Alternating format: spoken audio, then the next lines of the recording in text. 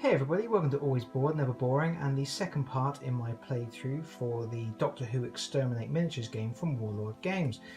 This is my TARDIS. It is flatter on the outside than it is in the inside. Okay, so today we've already looked at building armies, things like that, so today we're going to take a quick look at setting up a scenario and beginning the game. So prior to starting recording, you can see I've already started setting everything up. So on this side, this is the Dialect side of the table. I've got all of the armed cards. I've got the units related to those armed cards. These are the adventure cards, which you can normally have up to 5, but I've only got 3 for this playthrough. Those would normally be hidden from your opponent, I believe. The rules are a little bit fuzzy, but I think that's supposed to be secrets. And something that is definitely supposed to be secret is that at the start of the game, each player gets a hand of 5 battle cards, and these will be replenished throughout the course of the game. And they do various different things, like allow you to modify your dice rolls by adding hits and shields and stun icons, and other stuff like that. And my Daleks here have also got their stack of fate tokens, which they will be using at certain points to swing the tide of battle in their favour. So, the table itself, sorry, we will go over here, and I don't want the Cybermen to feel left out. Sorry for the Blair Witch handheld format we've got going on here at the moment.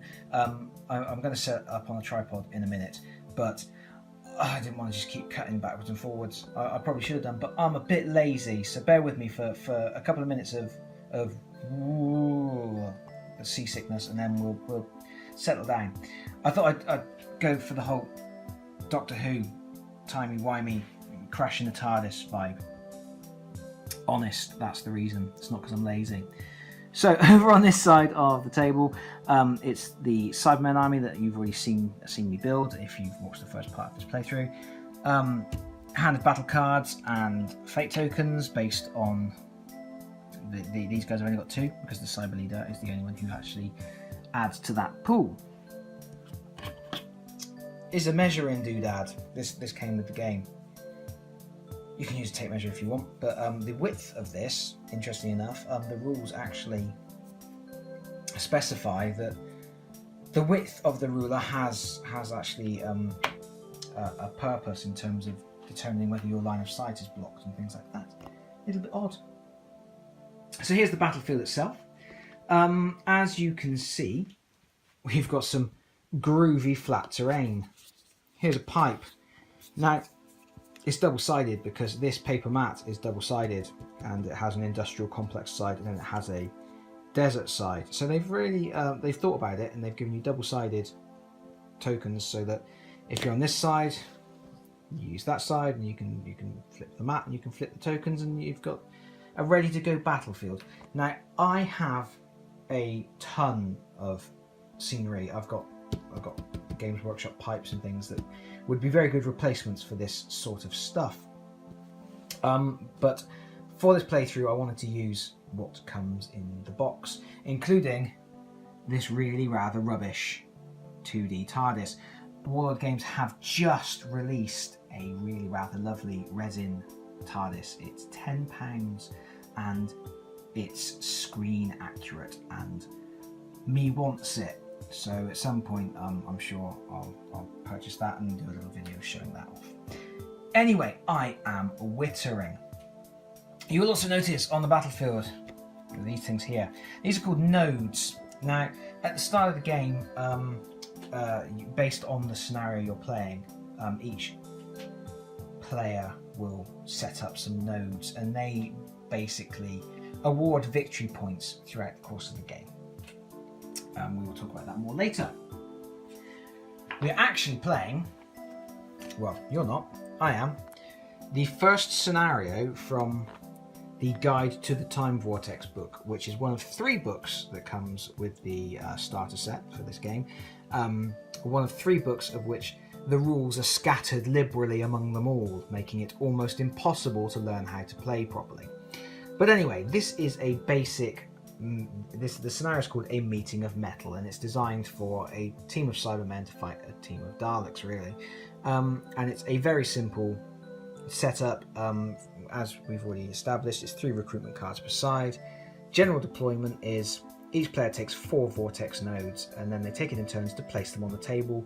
No vortex node may be placed within 8 inches of another node or in any deployment area, and the deployment areas are 6 inches on either side of the board. So I did all that before I started recording because I thought it would be boring. So that's all done. These are pretty much 8 inches away from each other, and they're not in the deployment zones. So that is that.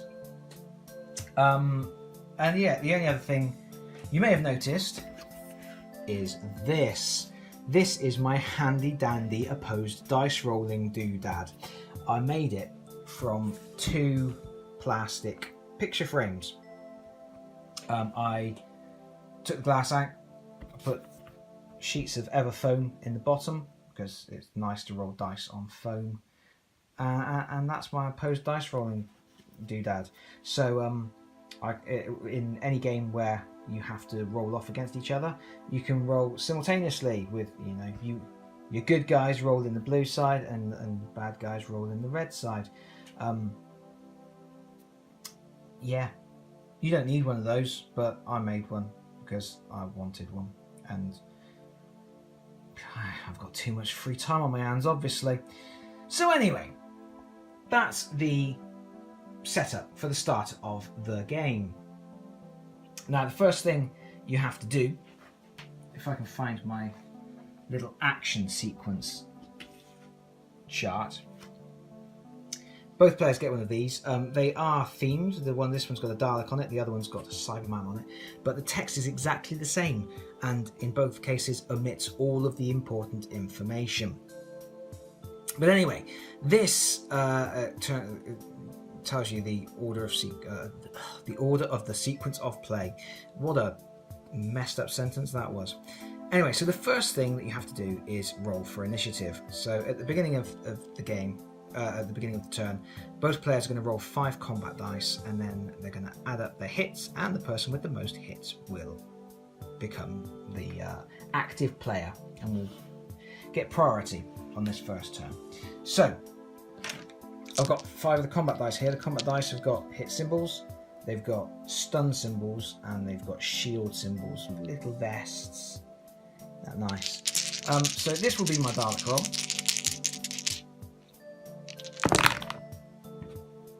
What's that? 3 hits. And then the game actually came with enough dice for both teams to do this at the same time. Take note, Fantasy Flight Games. The Cybermen have rolled 2 hits. So, at the start of the game, the Daleks will have initiative for the first turn. And here we are, set up, ready to go. Like I say, there's a dice off for initiative at the start of the game. The person who wins initiative will pick a table edge and deploy their forces, and then the other player will deploy in the other zone. So I've got my Dalek leader here with an entourage, and then 2 more Daleks here, ready to take this objective here, and then another 2 over here. And then on the other side of the table, we've got some Cybermats there, and the Cyber Leader here, with some more Cybermat friends, ready to start seizing these objectives here and here. And then we've just got all these Cybermats in the middle, ready to scoot out and take objectives. And then a row of Cybermen here, who are just going to tromp across the board and try and do some damage.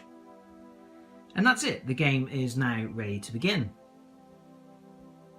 And that is where we will pick up next time. I wonder if the Doctor's in there. Bye-bye.